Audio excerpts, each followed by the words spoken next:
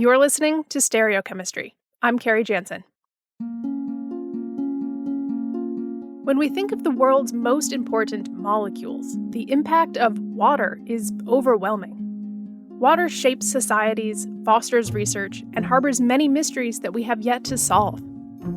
In this season of Stereochemistry, we're exploring key ways in which water, humanity, and chemistry intersect, from the deep ocean to desert plains, and from kitchen taps to distant planets. We'll trace the personal impacts of an evolving water system, unpack cutting-edge research, and meet the chemists who are playing key roles in using, managing, and learning from this critical resource. To open the season, we're digging into the story behind lithium.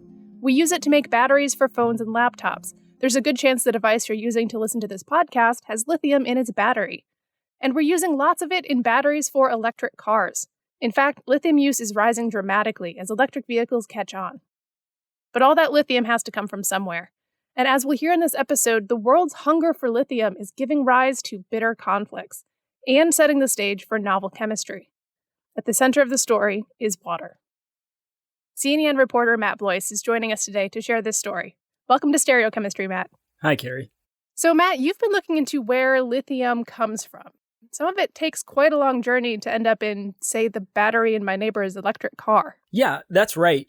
So right now there's two ways to mine lithium. About half of the world's lithium comes from hard rock mines, which are mostly in Australia. And you can also produce lithium by evaporating the water out of salty brines that contain lithium.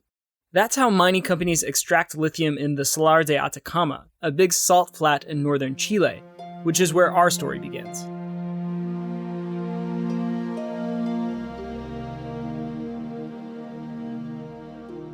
Bueno, primero que nada, este es el desierto más árido del mundo, o sea, de lleno.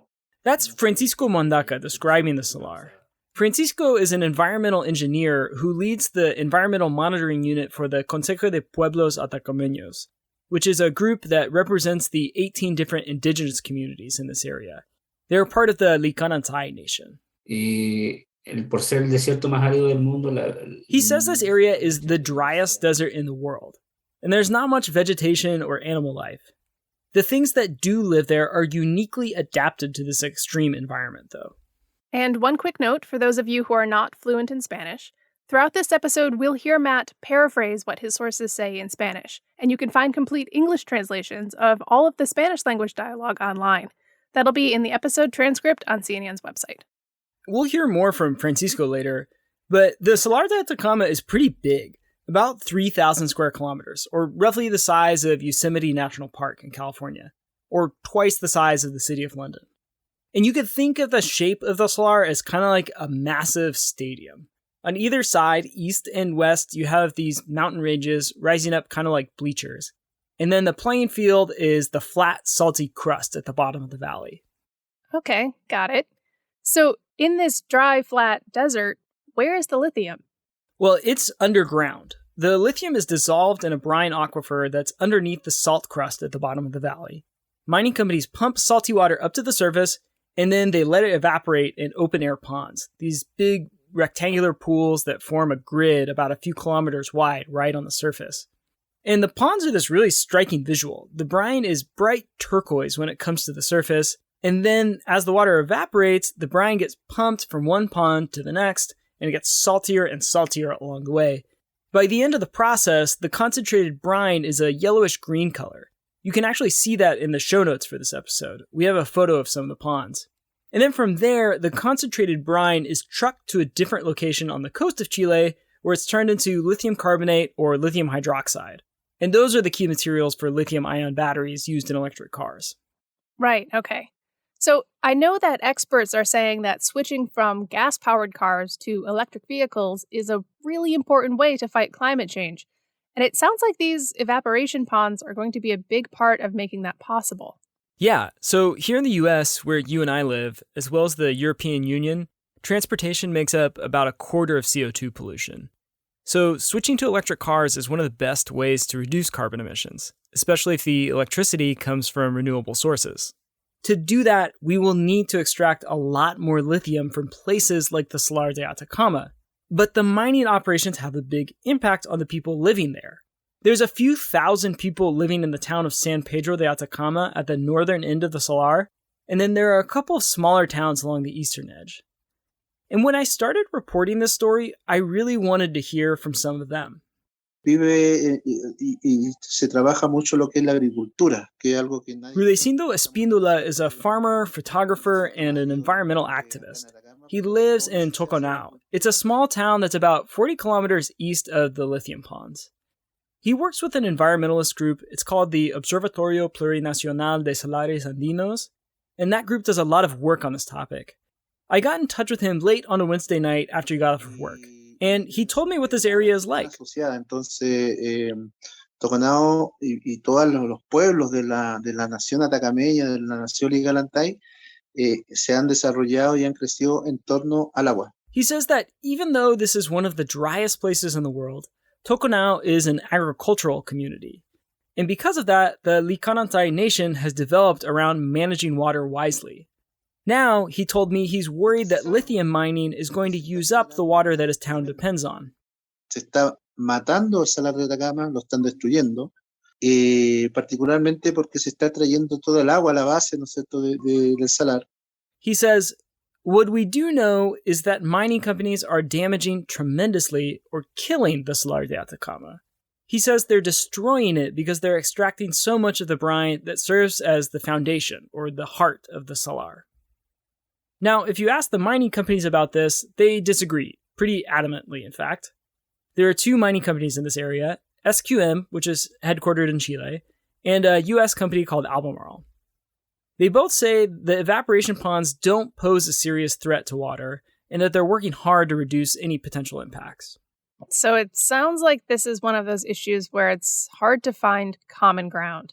Right. The mining companies and the communities near their operations often don't agree on how to approach this kind of issue. They're not necessarily interested in the same questions. I talked to Jessica Smith. She's an anthropologist at the Colorado School of Mines who studies how engineers think about social responsibility. And she pointed out that mining companies are often focused on the question, how can we produce minerals and materials responsibly? That's a very important question, and it ought to be done responsibly. What it misses out on is a broader question about whether we ought to be producing these minerals and materials in the first place, and whether this is the right place to do it. So in this episode, we're going to dig into the sources of this tension. We'll meet some of the people living near the Salar de Atacama who want lithium mining to stop because they're concerned that it's threatening the area's water and its ecosystem. And we'll hear from some people in the lithium industry about why they see these evaporation ponds as an essential part of the world's path forward. Then we'll visit a new kind of lithium extraction plant where engineers are fine-tuning a process that they hope could reduce the industry's impact on water.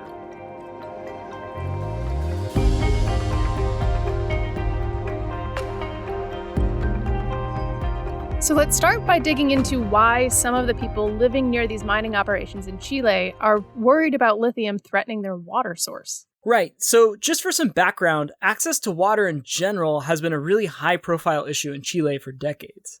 A military dictatorship in the country privatized water rights in the early 1980s. Some researchers say that system has made it easier for mines and big farms to take control of a lot of the country's water. There was recently some momentum to change this. Chile just voted on a new constitution that would have repealed that system, but Chileans voted it down, so the water rights are still privatized. When it comes to lithium extraction in the Salar de Atacama specifically, there's two things to be concerned about. One is whether these companies are using too much fresh water, which could make it harder for people living nearby to get the water they need. And the second thing would be whether extracting all that brine from underground is going to have an impact on the local environment. Okay, so let's start with fresh water, the water you can actually drink and grow things with. How much fresh water are these companies using? So the way the lithium companies talk about this, they say their water use is a really small portion of the total water available. SQM, one of the mining companies, controls about 7% of the area's total water rights, which is the amount of water that communities or companies can legally draw from streams or underground aquifers. Albemarle, the other company, has access to about 0.5%. When I talked to Glenn Murfeld, the chief technology officer for Albemarle's lithium business, he said they actually only use about half of that. That's right. And in that process I described to you, the pond system process, we really don't use fresh water. Where we do use it, that little bit of the 0.25% that we do use, it's to wash down our equipment and those sort of things. But the actual separation and purification process is a natural process without fresh water. So they only use fresh water to maintain their equipment? That doesn't sound like a lot of water. Yeah, but it's a pretty large operation.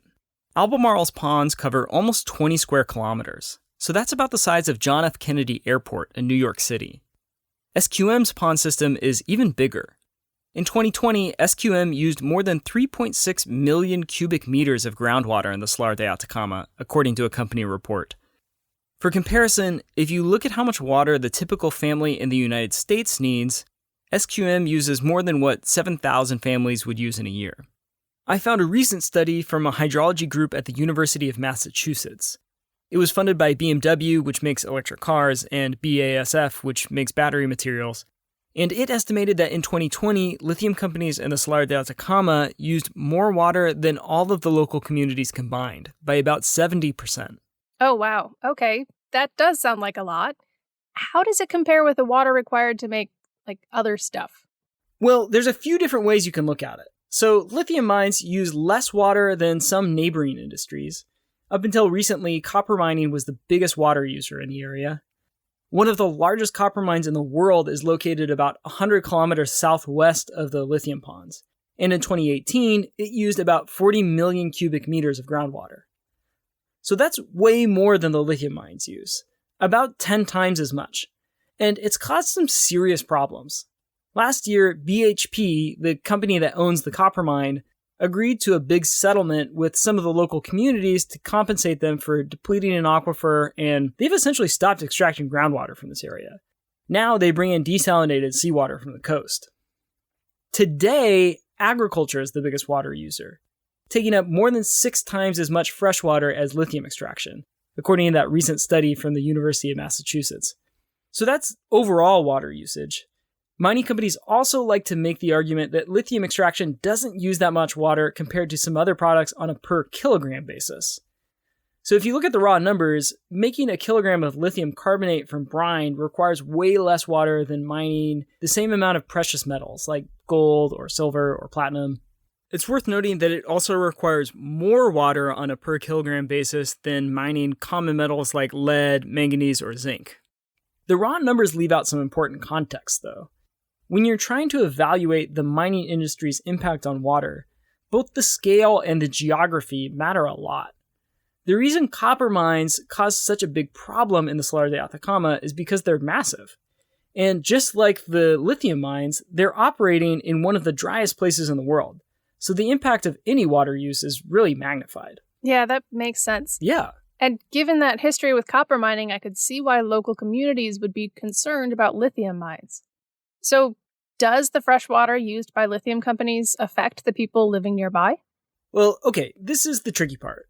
The mining companies say no, that their water use doesn't have a significant impact. We already heard that earlier in this episode. But there are lots of academic researchers looking at this too, and they don't all agree about the impact of lithium mining. That recent study from the University of Massachusetts found that groundwater levels dropped throughout the Salar between 2007 and 2016. But they say it's hard to blame that directly on lithium mining. The biggest drop in groundwater levels happened near the copper mines. They also point out that the local climate has a really big impact on the area's water, which makes it hard to sort out mining's impact on water. That drop in groundwater happened during a long drought. That's actually mentioned in their paper title. They say drought is one thing that can, quote, confound interpretations of water sustainability and lithium extraction in arid lands. Confound interpretations. Yeah, so this Massachusetts group is saying that it's really complex and it's hard to know exactly what the impact of lithium mining is. But there's this other group at Arizona State University that says the connection is clear. In 2020, they published a paper that showed the total amount of water stored in this region of Chile has fallen over the last decade. They put basically all of the blame on lithium extraction for that trend. The Massachusetts group says that interpretation is overly simplistic, though. So looking at the research in this area doesn't really give us a satisfying answer. Yeah, not at all, in fact. But some people living in the Salar de Atacama see any freshwater use as too much. For example, the Consejo de Pueblos Atacameños calls the Salar de Atacama a hydrological sacrifice zone. Basically, they say their community's quality of life has been compromised in the name of progress and profit, partially because of how much fresh water these companies are using. When I talked with Glenn from Albemarle, I asked him about these concerns. And I guess how would you respond to the person when they come to you and say, yeah, but like you got to remember too, this is a super dry place, and even a small portion is going to have a pretty big impact on us. Yeah, I think it's an important question, and something that the way we respond is we work with the communities, and they're at the table with us, and we're in their community working with them to understand and to listen and to really think about, are there better ways to do what we're doing? So it sounds like the communities and the mining companies and even whole research groups don't see eye to eye when it comes to freshwater use. So what about the issue of brine extraction? How does extracting brine impact water in the Salar de Atacama? Okay, first of all, it's important to understand that the brine where the lithium comes from is about 10 times saltier than seawater. So people can't drink it or use it for agriculture, but it's a critical component of the local ecosystem. The main concern is that pumping brine is going to shrink the lagoons that are located on the edge of the salar, which is where all of the wildlife in the area is concentrated. Okay, how does brine extraction affect the lagoons? Is this just a case where you're like up the brine and then the lagoons drain a little bit? What's going on there? Not quite. So I'm going to give you a little hydrogeological crash course. You ready? I'm ready. So the water feeding these lagoons first falls as precipitation up in the mountains. And over the course of several decades, the rain forms rivers and then filters into the ground as it flows downhill. Eventually, the fresh water flowing down from the mountains, along with rain that falls near the valley floor, meets the salty brine aquifer at the base of the salar. So you have the fresh water and the salty brine meeting. The brine aquifer is super salty, so it's really dense, and the fresh water floats on top of it. Ultimately, it wells up into these lagoons. The concern is that if lithium companies pump too much brine, then the brine aquifer will drop, which means the fresh water floating on top of it would also drop, and you could see smaller lagoons. Okay. Do we know if that's actually happening? So SQM tracks both the level of the brine aquifer and the surface area of the lagoons really closely. And the brine aquifer has dropped a little bit. But when I talked with Corrado Torre, who leads SQM's hydrogeology team, he said that the mining operations are far enough away from the lagoons that they don't seem to be having any impact. You cannot change things like that because it's part of the inertia. Just imagine like a big train that is moving one direction. When you start braking, you need hundreds of meters to see some effect. You know what I mean? Not everyone agrees on that point, though. A recent study about lithium mining's impact on the flamingos that live in this area found that during the winter months, the surface area of the lagoons has dropped by about 40% since lithium mining began in the 1980s.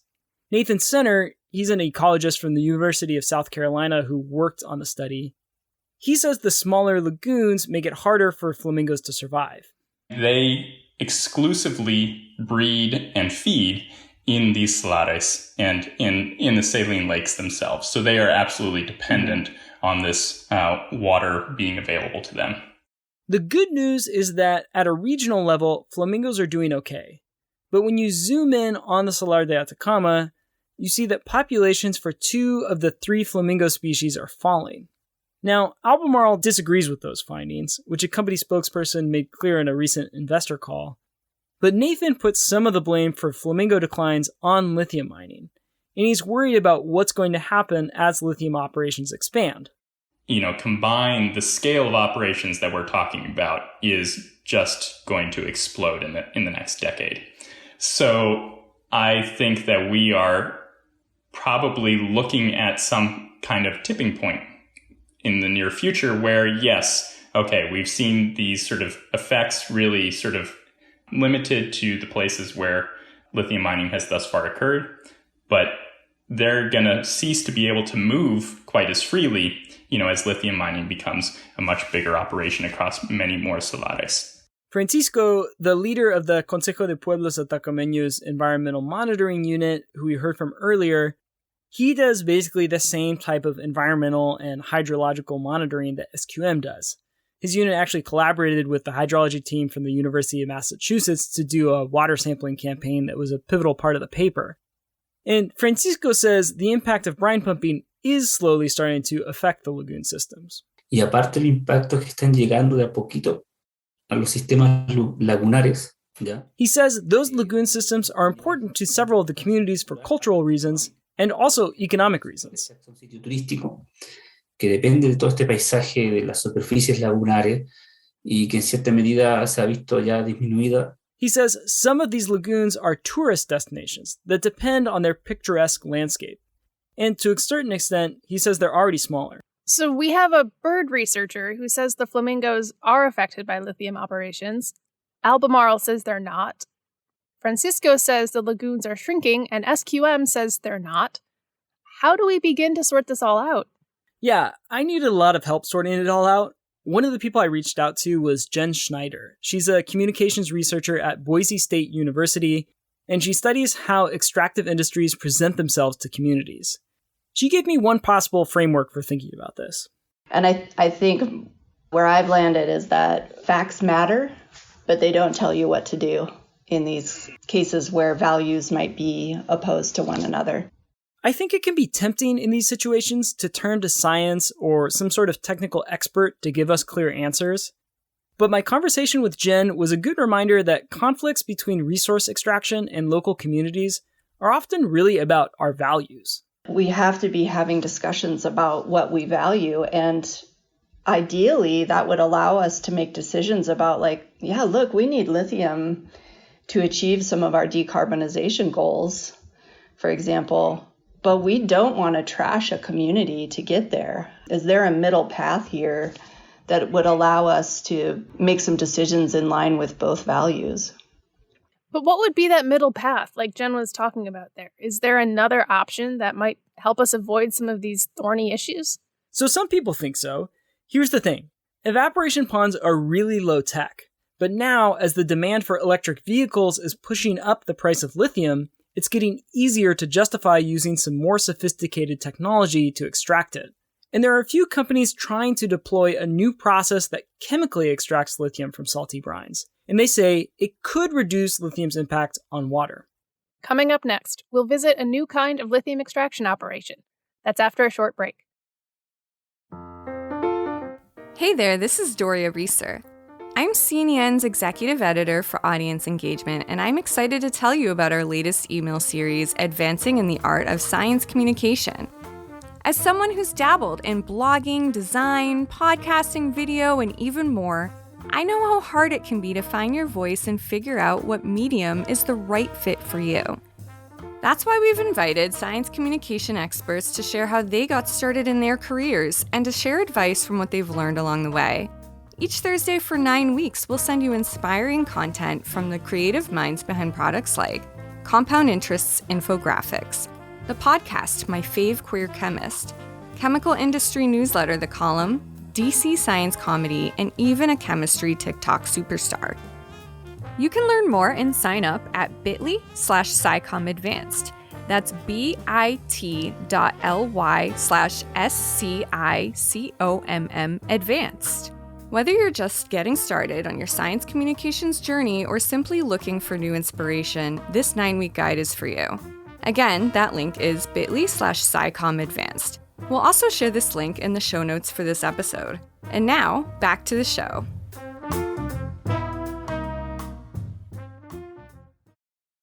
So, Matt, we've spent a bit of time now unpacking the environmental factors at play in the Salar de Atacama in Chile, and why local communities and some scientists are concerned about the impact of lithium mining operations there, even though the mining companies say there's no need to worry.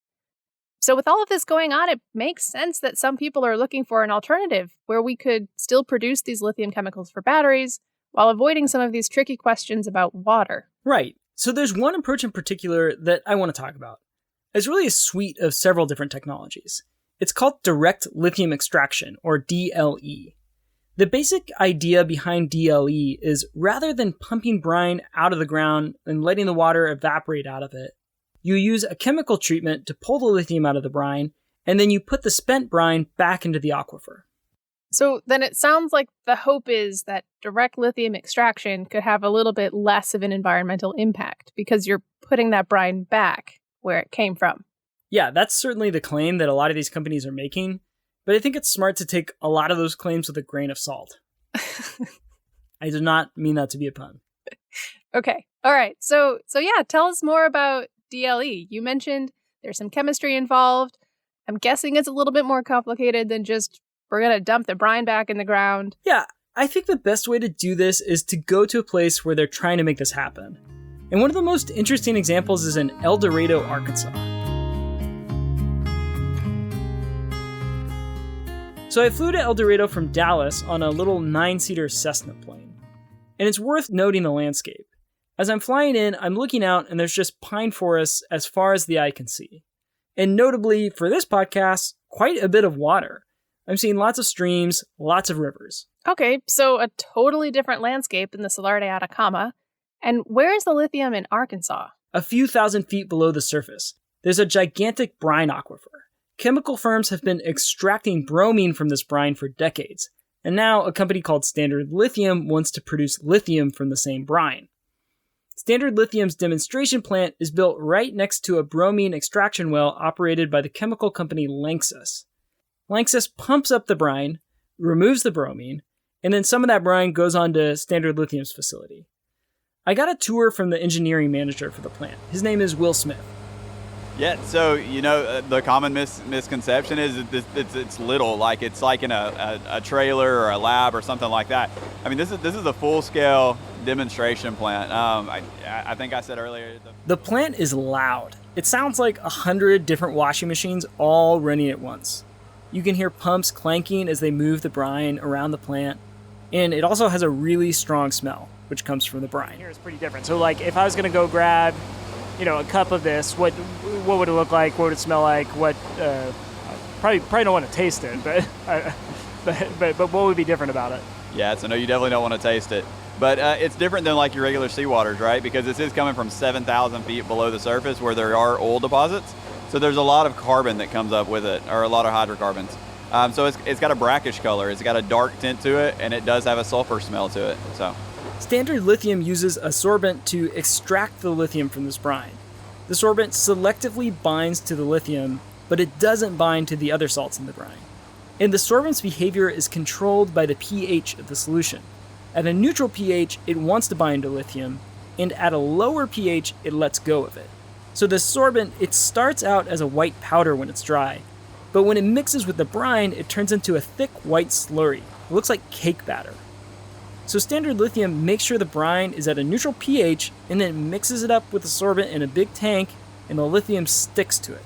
And then the next step is washing off all of the non-lithium salts that didn't bind to the sorbent. we're going to go into washing, and we're going to wash off all the other elements that we don't want, like the calciums, the magnesiums, all that other stuff that's on the brine. So we got to get a clean product, right? So. And when he says washing, that means water. That's one of the big drawbacks with direct lithium extraction. It often involves a lot of water. Standard Lithium says they don't have a clear sense of how much water they're going to use once they finish scaling up. So it's a little bit hard to assess their impact in El Dorado. But that's definitely something they're paying attention to as they design the full-scale facility. So we are working with our other engineering firms to reduce our water consumption. We're also looking at different ways to reuse water and clean the water back up. So once they've washed away all the unwanted salts, they use an acid to bring down the pH, and that makes the sorbent release the lithium. And they go through one more stage of washing, which means more water, to collect that lithium. The stuff that comes out at the end is concentrated lithium chloride. It's a really pretty turquoise liquid. The whole process only takes about 30 minutes to an hour, compared to the 12 to 18 months it takes to concentrate brine in an evaporation pond in Chile. So it was a pretty cool process to see. Yeah, this DLE process sounds super interesting. But like you said earlier, it sounds like it also uses a lot of water. Yeah, that's true. So Albemarle, the same company that has evaporation ponds in Chile, They have a bromine extraction facility about 50 kilometers west of the Standard Lithium plant. But the company has told investors that they're hesitant to use DLE in Arkansas because it uses too much water and energy. But I think it's important to consider the environment where lithium extraction is happening. I talked about this with a consultant who focuses on DLE. His name is Alex Grant. He says DLE's real advantage is that it's going to allow companies to extract lithium from places where evaporation ponds wouldn't work. Places where it's not dry enough or where there's not enough space or sunlight. And that changes the equation for water. For example, SQM uses more than 100 liters of fresh water per second at their operation in Chile. That might be too much in a super dry place like the Salar de Atacama, but Alex says that's not necessarily the case in places where water is abundant. If you extracted the same 100 liters per second of fresh water in Quebec or Ontario or North Carolina or Germany or any of these places, you are much more likely having virtually no impact on water availability for ecosystems and people. So what about Chile? What does DLE mean for the people living near the Salar de Atacama? Is there any way that that kind of process could be useful there? Alex told me he thinks that there will almost certainly be companies that build DLE projects in South America. And there are several companies claiming now that they can do direct lithium extraction without using too much water. There's a company called Energy X that's really pushing to set up shop in South America. They use membranes to extract lithium from brines, and they claim their system would use less water. I also talked with a researcher named John Burba, who's been working on DLE since the 1970s. He says he's developed a sorbent-based DLE process that can recycle nearly all of the water it uses, and he's working with a mining company that wants to deploy it in Chile. We're processing real brine from the United States right now. Extracting lithium, and we turned on our water recovery system today. I asked him why he's so confident that his process is going to save water when most of the other people I talked to think direct lithium extraction is going to use more water. Oh, we've done this in the lab, and I know what the equipment is capable of doing. So it's just a matter of mathematics, arithmetic. The big caveat with all these technologies is that they're not operating at commercial levels yet. Maybe some of these companies will deliver on their promises to reduce water use, but until they reach large scales, there's a lot of question marks. Right. And the promise of new technologies probably doesn't mean much for communities in Chile that are facing water issues right now. Yeah, both Francisco and Rudecindo were pretty skeptical that DLE or any other technology would reduce lithium extraction's impact on water in Chile. I asked Francisco if there's anything that would make lithium mining more just, and he was almost offended by the question. Here's his perspective. He told me climate change is already causing the Salar de Atacama to dry up, which he blamed on countries with lots of emissions, like the US, the EU, and China. And now, the solution to fight climate change is also drying out his community. As long as lithium extraction requires water, he doesn't see how it can be sustainable in the Salar de Atacama. Rudecindo told me he basically agreed on that point. He wants the lithium companies to leave. And I want to finish this story by playing you the end of my conversation with Rudecindo. I asked him what he thought his community would look like in 10 years, and his response really struck me. You know, the main hope is that extracting lithium will help us fight climate change, which is this big existential threat to humanity. And when I talked with Rudecindo, he viewed the threat to water in the Salar de Atacama through this same existential lens. En 10 años más, yo me imagino y estamos trabajando para que Toconao todavía exista. He says that in 10 years, he thinks Toconao will still exist, but he wants to make sure that they still have water and dignity. It's his main priority. And he told me he hopes that mining doesn't use up everything or change the way people think and live. Eso es lo que yo aspiro en Toconao, que al final de este viaje horrendo con el litio que se produzca, ¿no es cierto?, una conciencia, y ojalá que no sea tarde en realidad. Eso es lo que a mí me preocupa, ojalá que no sea tarde. He says that at the end of this horrendous journey with lithium, he hopes that it produces an awareness. And a few times he repeated the phrase, ojalá que no sea tarde. I just hope that it's not too late.